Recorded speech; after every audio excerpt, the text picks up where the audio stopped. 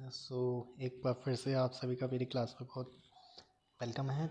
हम लोग एक सीरीज़ स्टार्ट करी थी जिसमें हम लोग PYQ देख रहे हैं 1991 से लेकर अभी तक की टिल नाउ 2024 तक के।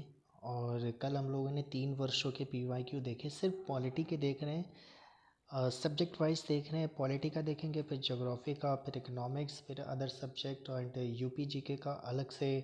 करंट में जो भी अभी क्वेश्चंस जो करंट्स टाइप से बन रहे हैं UPGK के, तो वो वाले सॉल्व करेंगे। तो अभी हम लोगों का ये क्लास सेकंड है, 3 वर्षों के देख चुके हैं। तो आई थिंक कितने हो जाएंगे ऐसे हम लोगों के, अगर मैं देखूं तो 25 तो ऐसे हो जाएंगे। 25 25 30 अप्रॉक्सीमेटली 30 सेट पेपर्स हम लोग, हाँ अप्रॉक्सीमेटली 30 हो जाएंगे। और 3 निपटा रहे हैं तो 10 लेक्चर में आप लोग कंप्लीट है। आज हो सकता है 4 कर सकते हैं, 4 मैक्सिमम 4 हम लोग कर डालेंगे। मिनिमम 3 तो करेंगे ही करेंगे, मैक्सिमम 3 मतलब जैसी स्पीड रहेगी। और वीडियो की लेंथ वही 30 मिनट रखेंगे, ज़्यादा बड़ी वीडियो नहीं करेंगे, टाइम टेकिंग हो जाता है और ओवरलोड भी हो जाता है। फिर चलिए स्टार्ट करते हैं अपना आज का यहाँ से लेक्चर को। पॉलिटी फर्स्ट क्वेश्चन है हमारे पास में। पॉलिटी का बहुत ही इजी क्वेश्चन है। इजी क्वेश्चन इसलिए क्योंकि अब इस तरह से डायरेक्ट सोर्स नहीं आता है, डायरेक्ट नहीं आता है। अब आता क्या है कि सिटीजनशिप का सोर्स सामने लिखा होगा, फंडामेंटल का सोर्स लिखा होगा, फंडामेंटल ड्यूटी का सोर्स लिखा होगा और DPSP का लिखा होगा। तो इन चारों के जो सोर्सेज हैं वो, या फिर इनके पार्ट्स, जैसे सिटीजनशिप हमारा सेकेंड पार्ट में है, फंडामेंटल हमारा थर्ड पार्ट में है, डेफिनेटली नो डैट। DPSP हमारा 4 इसमें है, directive principle of state policy. और जो फंडामेंटल ड्यूटीज़ है ये हमारा 4A में है। तो ये आता है क्वेश्चन, और कहाँ कहाँ से लिया गया है ये सोर्सेस अब डायरेक्ट मैच करने के लिए आता है। तो क्वेश्चन आया है तो मे बी दैट रिपीट हो सकता है, आने को तो चांसेस हैं। जैसे कि देखो कॉन्स्टिट्यूट DPSP कहाँ से लिया भाई, आयरलैंड से लिया गया, बोरोड फ्रॉम आयरलैंड। पार्ट मैंने बता ही दिया कहाँ से कहाँ तक है। पार्ट अपना ये पार्ट 4 है, आर्टिकल 36 से 51 तक है, 51 तक है, deal with the DPSP and blah blah. Okay, next question पे चलते हैं। नेक्स्ट क्वेश्चन है हमारे पास में, the citizenship provided by the constitution of India. अपने भारतीयों को कैसे सिटीजनशिप, डुअल है, सिंगल है, कौन सी है भाई? सिंगल सिटीजनशिप है हमारे पास में। सिटीजनशिप भाई पार्ट 2 में है। ओके, पार्ट 2 में है। आर्टिकल कौन सा, 5 से लेकर 1 तक की है, 11 तक सॉरी।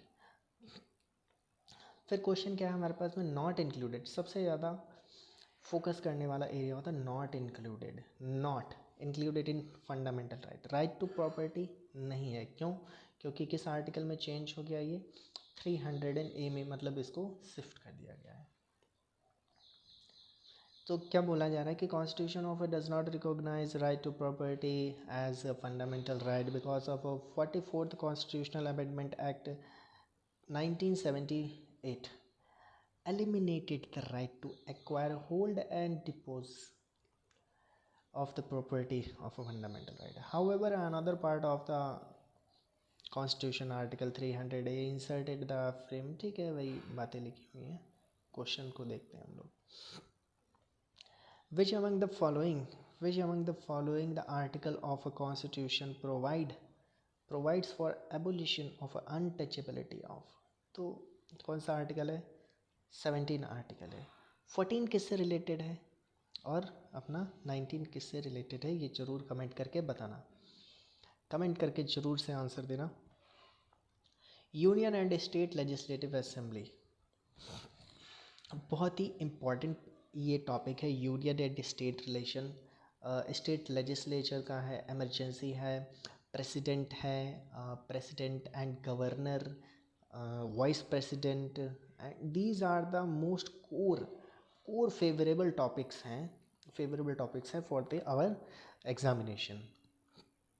तो इनको तो ज़रूर एक बार अच्छे से पढ़ के जाना ही चाहिए, पढ़ लेना चाहिए इनको ज़रूर से रीड, क्योंकि इसमें अंडरस्टैंडिंग देखा होगा डायरेक्ट क्वेश्चन प्रेसिडेंट से किस तरह से स्टेटमेंट वाइज क्वेश्चन आते हैं, असर्शन रीजन का क्वेश्चन बनता है, तो इसमें एक डायरेक्ट क्वेश्चन नहीं बनता है। अंडरस्टैंडिंग चाहिए इस टॉपिक्स के लिए, तो इसको सही से पढ़ के आप लोग ज़रूर देखना करना। तो बेसिकली हम लोग क्या कर रहे हैं यहाँ पे, क्वेश्चन सॉल्व कर रहे हैं, क्वेश्चन का पैटर्न देख रहे हैं, किस तरह से डायनेमिकली क्वेश्चंस जो है वो चेंज होते जाएंगे। जैसे जैसे हम लोग 2014 टू 18 के क्वेश्चन सॉल्व करेंगे, वहाँ पे देखिएगा किस तरह से क्वेश्चन का जो है फॉर्मेट चेंज हो जाएगा और क्वेश्चन की डिफ़िकल्टी लेवल्स थोड़ी थोड़ी इंक्रीज़ होती जाएगी। तो क्वेश्चन इस वाले का आंसर क्या है हमारे पास में, थ्रू द इम्पीचमेंट, किस तरह से प्रेसिडेंट को रिमूव किया जाता है, हटाया जाता है। तो कौन सा आर्टिकल है भाई, 61 आर्टिकल नंबर 61 कॉन्स्टिट्यूशन है, इसमें करता है। प्रेसिडेंट का क्या किया जाता है भाई, एटलीस्ट 14 दिन पहले उसको नोटिस तो देने जाएंगे। और कैसे नोटिस का, नॉट लेस देन 1/4, याद कर लेना, 1/4 of the total member of members of the house. Such resolution has been passed majority, simple majority नहीं, मेजोरिटी चाहिए, of the not less than, majority भी कैसी, 1/3 की। अब देखो यहाँ पे कंफ्यूज करने के लिए ऐसे कर सकता है कि 1/3 तो चाहिए हमें, उसके लिए क्या नाम, ये रेजोल्यूशन पास करने के लिए, मतलब ये क्या गया, रिटन साइन, हाँ साइन करके नोटिस भेजने के लिए रेजोल्यूशन जो भी होगा। फिर हमको 2/3 टोटल मेंबरशिप भी चाहिए, membership of the house. Impeachment of a president has quasi judicial procedure. तो ये जो हमारा क्वासी जुडिशियल ये प्रोसीजर है अपना, प्रेसिडेंट को जो भी उसकी प्रोसेस होती है वो क्या है कहलाती है। नेक्स्ट क्वेश्चन है हमारे पास में, सॉलिसिटर जनरल, ये पहले भी रिपीट हुआ था आई थिंक। क्या होता है, लीगल ऑफिसर होता है, एडवाइज़र होता है। लेजिस्लेटिव असेंबली बताया था ना, इंपॉर्टेंट टॉपिक है ये। Council of minister and legislative assemblies, तो क्या है, statement is correct regarding the Rajya Sabha. Rajya Sabha के क्या होते हैं, रिटायर हो जाते हैं, 1/3 of retire every 2 year. Okay, not in detail go through. Next question हमारे पास में है 68 नंबर का है, द पढ़ के जवाब दीजिए। Enable the adoption of a money bill that was once passed by the Lok Sabha but was amended by the Rajya Sabha। तो ऐसा क्या कहना है, क्या करेगा फिर उस पर, it will deemed to have been passed if the Lok Sabha pass it again either by accepting or rejecting the amendments। तो मान लिया कि एक बार जैसे मनी बिल अपना लोकसभा से क्या आ गया, राज्यसभा में आया, राज्यसभा में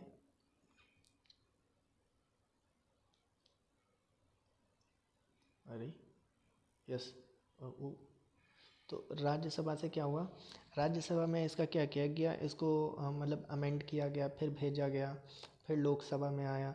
अब ये अगर आएगा तो इसको पास करना ही करना है, अब नहीं। और ये कोई ज़रूरी नहीं कि जो भी इसके राज्यसभा में जो भी इन्होंने रिकमेंडेशन दी है वो माने या फिर अमेंड करे, नहीं।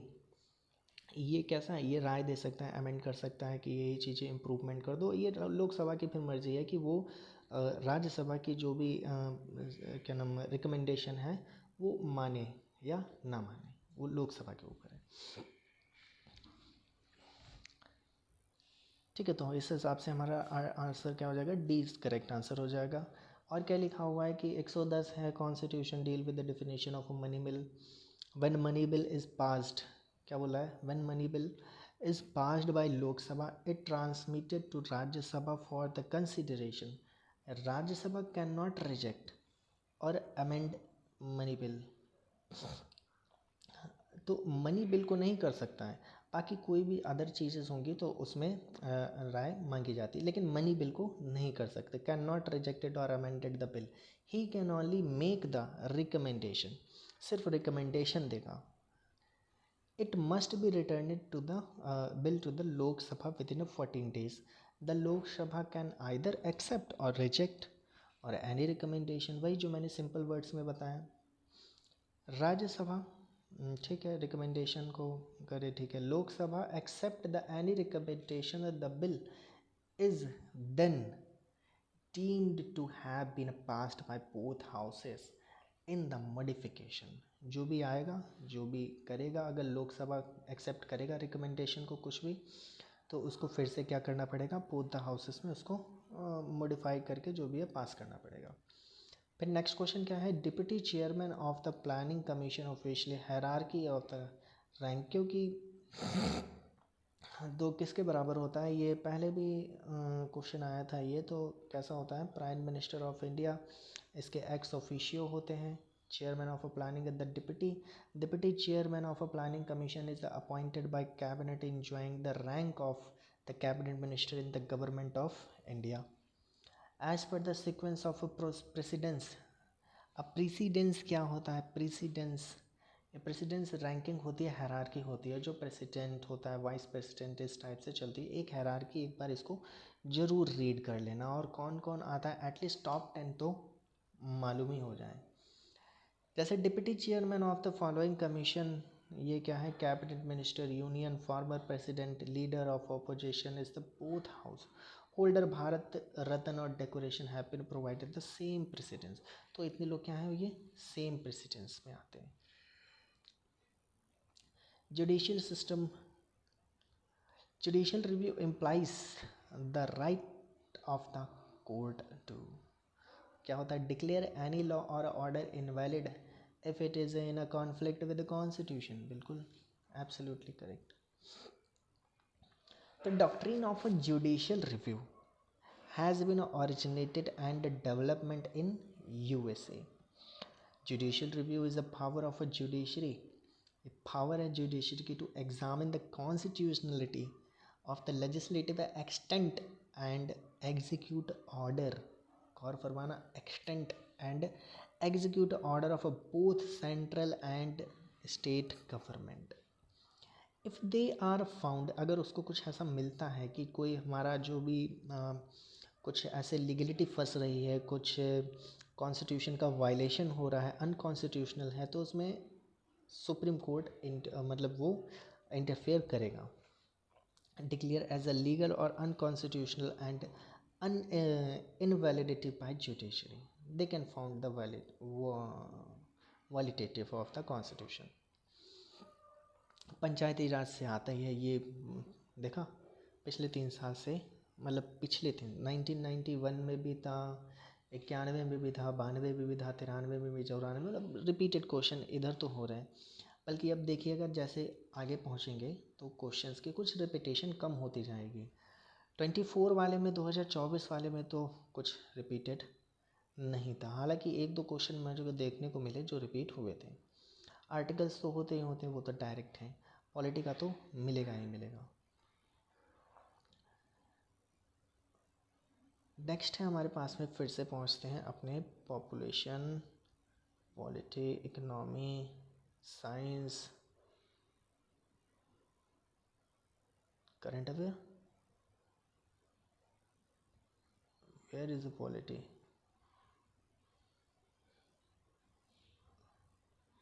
जस्ट वेट, अरे शिट, ये कहाँ गए।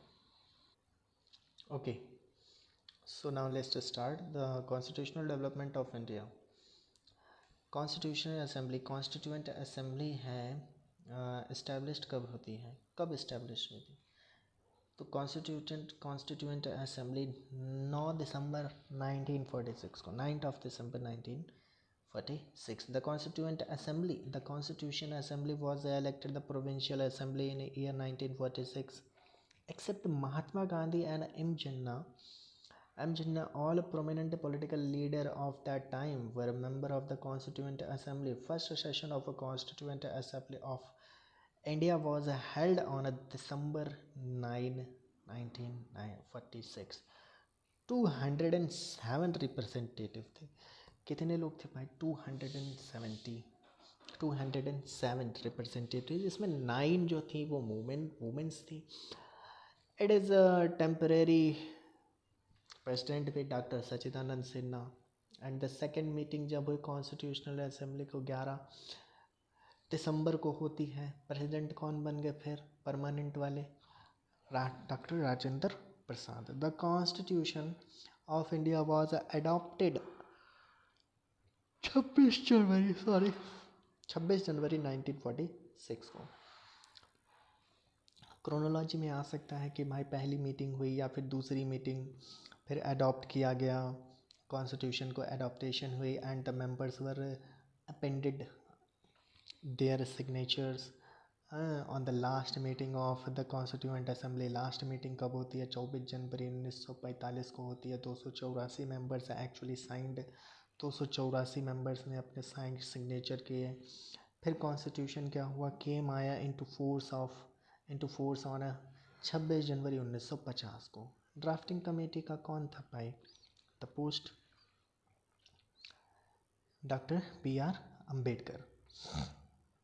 ठीक है, और कुछ तो इसमें जानने लायक ऐसा कुछ देखते हैं। Drafting committee Indian constitution assembly was BR Ambedkar on 29 August 1947. The Constituent Assembly set up the drafting committee under the chairmanship of BR Ambedkar. Draft Constitution of India. The Constitution was adopted वही 26 नवंबर 1946 को। ठीक है, और कुछ नहीं, बाकी वही ऊपर वाली ही चीज़ें लिखी हुई हैं। कंसिडर द फॉलोइंग स्टेटमेंट वाले क्वेश्चन है, सेलेक्ट बढ़िया से रीड करके फिर बता रहा है। Assertion reason. The constitution of India provides for a federal system. कैसे सिस्टम है? फेडरल है। It has created a very strong centre. Centre के पावर है क्या? नहीं भाई। तो कौन सा हो जाएगा? तो R is not correct explanation of A, लेकिन दोनों क्या है? सही हैं, बोथ आर करेक्ट। जो कॉन्स्टिट्यूशन है इस्टेब्लिश करता है फेडरल सिस्टम को। Government contain all usual feature of, जैसे कि कौन कौन से डुअल एडमिनिस्ट्रेशन देखने को मिलता है, डिवीज़न ऑफ अ पावर है, रिटन कॉन्स्टिट्यूशन है, supremacy of a constitution, rigidity of a constitution, independent judiciary and bicameralism. तो ये सब किसके फीचर्स है? फेडरलिज्म, फेडरल सिस्टम के हैं। फेडरल सिस्टम के हमारे पास में ये हैं एग्जाम्पल्स। तो question should be asked like that, which of the following are not features of a federal system. Supreme court in, ठीक है, ये फेडरलिज्म पर basic feature of the constitution. Okay, as a union list not. आगे बढ़ते हैं, skip that part. The fundamental duties were added. ठीक है, कौन था? 42nd amendment act 1976। कौन सी कमेटी थी? स्वर्ण Singh committee. Which union territories in India are administrated by president। ठीक है। How many times at least the parliament has to meet in a year? तो ट्वाइस बार, 2 बार में। Article 85, article 85 of the constitution, there should not be gap नहीं होना चाहिए, gap of more than 6 months between 2 sessions of the parliament. ठीक है, 2 meeting होनी ही चाहिए।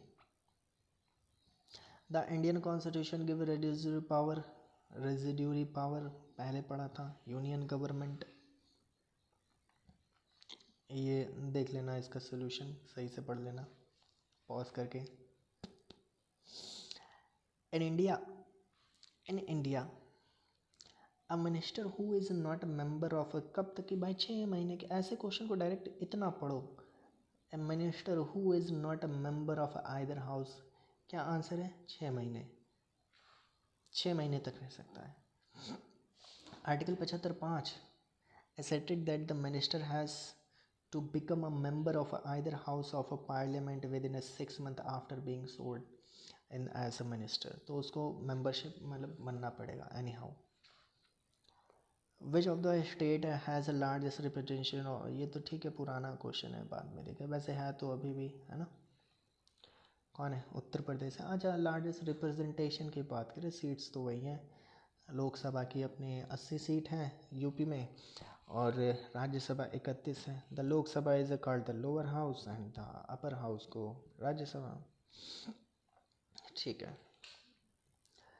क्या एज पर द 104वां संविधान संशोधन यानी कि 104th constitutional amendment act 2019 reservation of a seat in Lok Sabha for Anglo Indian case क्या हो गया एक्सिस्ट कर दिया गया, इसको बाहर कर दिया गया। कितने एंग्लो इंडिया करे जा रहे थे, तो कितने एंग्लो इंडियंस करते थे बताओ भाई? 2 नॉमिनेटेड करते थे, 2 लोगों को, एंग्लो इंडियन कम्युनिटी को। कौन सा आर्टिकल था जो एंग्लो इंडियन को ये वाला रिजर्वेशन देता था?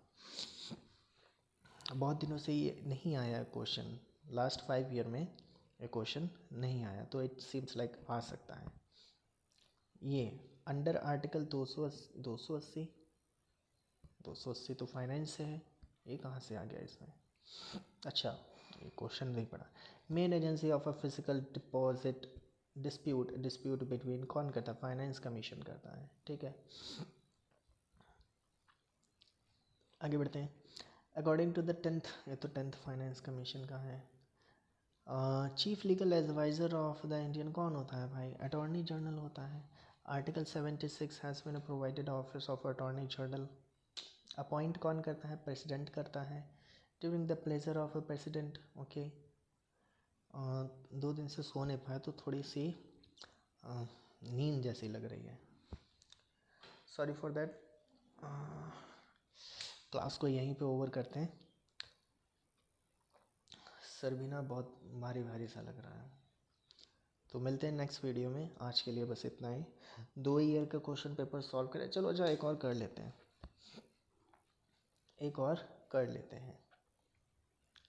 एक और सॉल्व कर लेते हैं, फिर क्लोज करते हैं। 9 मिनट और हैं हमारे पास में, थोड़ा सा स्पीड में करेंगे। तो क्वेश्चन हम लोगों का मेन पर्पस है कि सभी क्वेश्चंस को, प्रीवियस ईयर क्वेश्चन को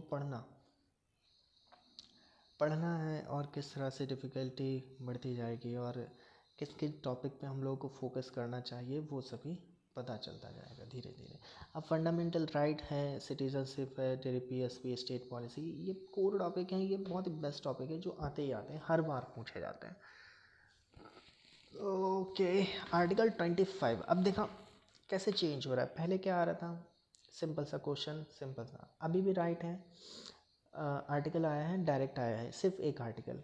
अब हम लोगों के एग्जाम्स में थोड़ा सा चेंज क्या हो रहा है कि अब जैसे राइट टू इक्वलिटी का आर्टिकल दे दिया, राइट टू प्रॉपर्टी का आर्टिकल, फ्रीडम ऑफ रिलीजन का, प्रोटेक्शन ऑफ ये माइनॉरिटीज़ का दिया है। तो ये क्वेश्चन इस टाइप से आ रहा है कि इन पांचों का भाई चारों का आर्टिकल बताओ क्या क्या है। कमेंट करके ज़रूर बताना कौन कौन सा आर्टिकल है ये। तो आर्टिकल 25 किससे रिलेटेड है? आर्टिकल 25 हमारा राइट टू फ्रीडम से, sorry, right to property is a, property कैसा रह गया? एक अपना लीगल राइट रह गया है। कैसा राइट रह गया? लीगल राइट रह गया है।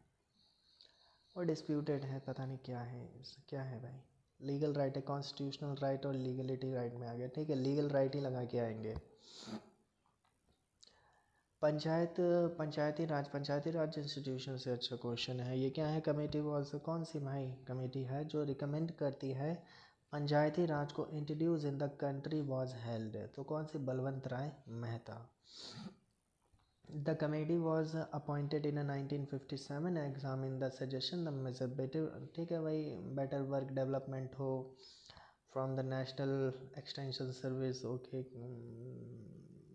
ठीक है, डिसेंट्रलाइज करना लोकल गवर्नमेंट को with which came to known as Panchayati Raj, वही सब लिखा हुआ है। ठीक है, which of the following has banned floor crossing by member elected on the party ticket to the legislature? 52nd constitutional amendment. अब ये है क्या? इसका सोल्यूशन तो बहुत बड़ा कुछ लिखा हुआ है, पढ़ लेना इसको एक बार, है ना? वीडियो पॉज करके रीड मार लेना। ओके, चलो, नहीं इसमें इतने ही क्वेश्चन थे। बहुत कम क्वेश्चन है, चलो ठीक है, इतने ही रखते हैं बस। चलो अच्छा, इतने कम है तो देखते हैं इसमें कितने क्वेश्चंस हैं, फिर वैसा देख के सॉल्व करते हैं। ज़्यादा यार है इसमें तो, ओहो। चलो फिर इसको पोस्टपोन ही करते हैं, इसको पोस्टपोन ही करते हैं, बाद में ही देखते हैं।